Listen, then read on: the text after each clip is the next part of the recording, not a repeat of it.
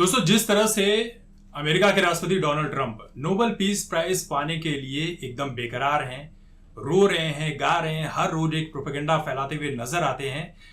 मुझे Nobel peace prize ये जो भी है ना, मुझे ये बॉलीवुड के फिल्म फेयर अवार्ड से ज्यादा नहीं लगता है।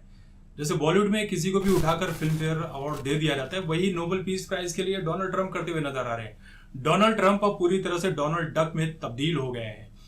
देखिए, अमेरिका जो है ना, ये एक ऐसा फूफा है जो पूरी दुनिया में जितने भी युद्ध हो रहे हैं उसके लिए जिम्मेदार है। चाहे दुनिया के किसी भी कोने में युद्ध हो, इन सब के लिए अमेरिका जिम्मेदार है। ऐसा कोई देश नहीं होगा जिसके देश के अंदर अमेरिका ने अपने सैनिक बैठाकर ना रखे होंगे। कहीं ना कहीं बॉर्डर पर अपने सैनिक तैनात करके रखे हुए हैं, और दुनिया में जितने भी देश हैं वहां पर इस तरह का उपद्रव फैलाने के लिए अमेरिका बहुत बड़ा जिम्मेदार है। क्योंकि अमेरिका हथियारों के दम पर ही इतना अमीर हुआ है, सिर्फ हथियार बेचता है। और कहते हैं ना कि ये पड़ोसियों को पड़ोसियों में लड़ाते रहता है। इंडिया पाकिस्तान का ये जो मैटर है, ये आज से नहीं है।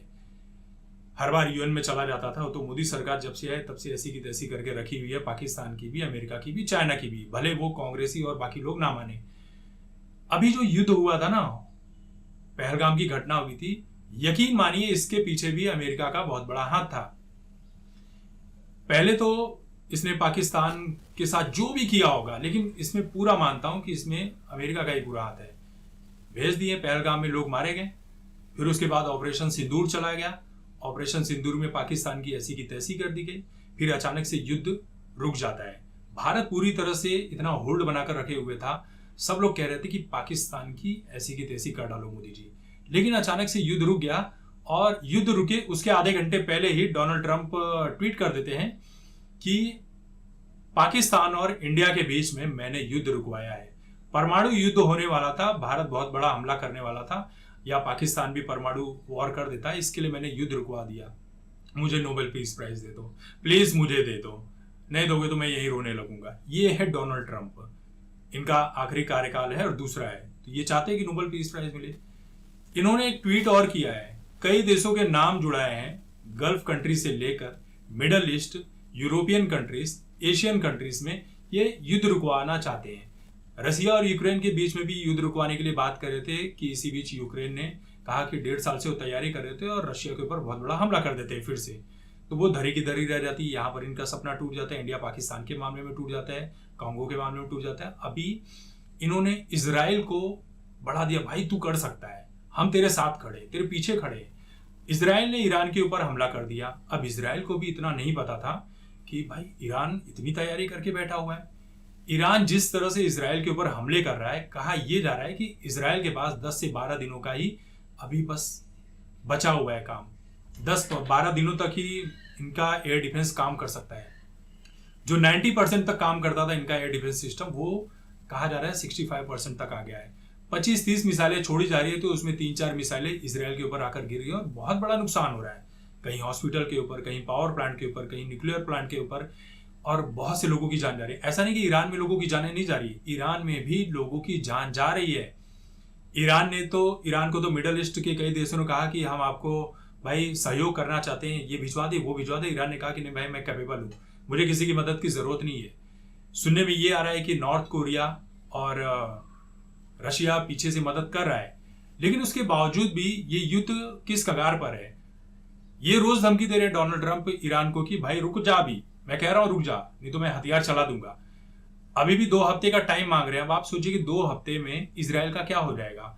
इजराइल ने भी तो बहुत बड़ी लड़ाइयां नहीं लड़ी थी, वो हमास के आतंकियों से, हूती के, इन सभी लोगों से लड़ रहा था। लेकिन Israel out of the chapter आ गया है। इजराइल भारत का बहुत अच्छा दोस्त है।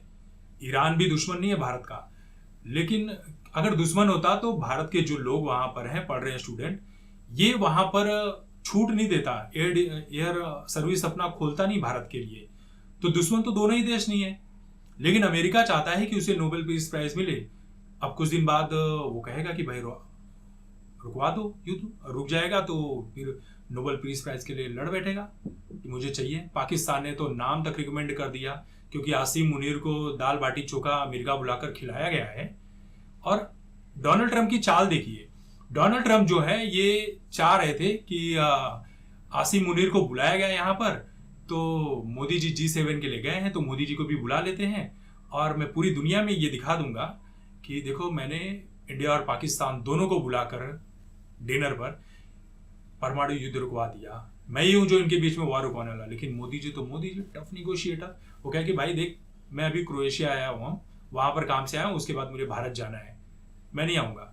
नहीं गए मोदी जी, सिट्टी पिट्टी घूम गए। दूसरे दिन डोनाल्ड ट्रंप कहते हैं कि देखो यार मोदी जी को मैंने नहीं कहा था, सीज फायर मैंने नहीं करवाए, ये मोदी जी को पाकिस्तान वालों ने ही कहा कि भाई अब युद्ध रोक दो, हम बहुत बर्बाद हो चुके हैं।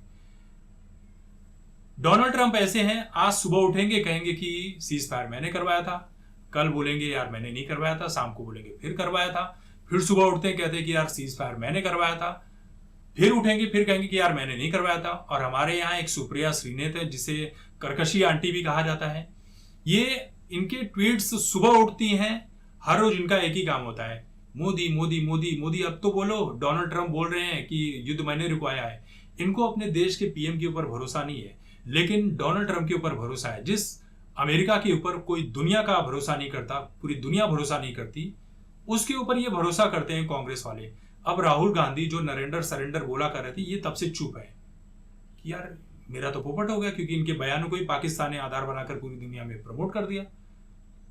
तो अब आप इजराइल में देखिए, इजराइल में भी बीजेपी कांग्रेस जैसे ही पार्टियां हैं वहां पर भी, लेकिन मजाल है कि वहां पर इतने हमले हो रहे हैं और वहां के अपोजिशन के लीडर नेतन्याहू के बारे में कुछ उल्टा सीधा बोल रहे नहीं। लेकिन राहुल गांधी ये कहता है, राहुल गांधी ये कहेंगे नरेंद्र सरेंडर, ये और इस बंदे को लोग प्रधानमंत्री बनाना चाहते हैं जिसको 2 कौड़ी की अकल नहीं है। अब आप सोचिए कि इनका लेवल कितना है और इनके प्रवक्ता किस तरह के, इनके कॉमेडियन किस तरह के, इनके पत्रकार किस तरह के। बुरा करो, बुराई करना एक बहुत अच्छी लोकतंत्र में चीज मानी जाती है। बुराई नहीं करेंगे लोकतंत्र में, सरकार के ऊपर आरोप नहीं उठाएंगे तो सरकार मनमानी करेगी। लेकिन इसका मतलब ये नहीं है कि भाई सरकार सारे ही बुरे काम कर रही है, कोई अच्छा काम करती ही नहीं है। एक ध्रुव राठी उसको बैठा कर रखा हुआ है बाहर। ये आप सोचिए किस तरह से डोनाल्ड ट्रंप है जो नोबेल पीस प्राइज के लिए मरे जा रहे हैं। क्या मिल जाएगा नोबेल पीस प्राइज लेकर? क्या उखाड़ लोगे एक लोहे की चीज लेकर? कुछ नहीं मिलने वाला है। हाँ यार मैं बनाकर दे देता हूं, मैं बनाकर दे देता हूं यार, ले लो नोबेल पीस प्राइज। कुछ नहीं मिलने वाला है। तुमने दुनिया में जिस तरह से अशांति फैलाकर रखी हुई है, इसमें कौन मारे जा रहे हैं? बेगुनाह मारे जा रहे हैं, चाहे वो किसी भी तरफ के मरे। युद्ध होता है तो सिर्फ बेगुनाह मरते हैं। मरने के बाद ना कोई हिंदू रहता है, ना मुस्लिम रहता है, ना ज्यूस रहता है, ना शिया, ना सुन्नी, न जाति, न ये कुछ नहीं रहते भाई, मर जाते हैं लोग। लेकिन अमेरिका वो फूफा है जो पूरी दुनिया में अशांति फैलाकर रखा हुआ है, सबको लड़वा रहा है और नोबेल पीस प्राइज चाहिए।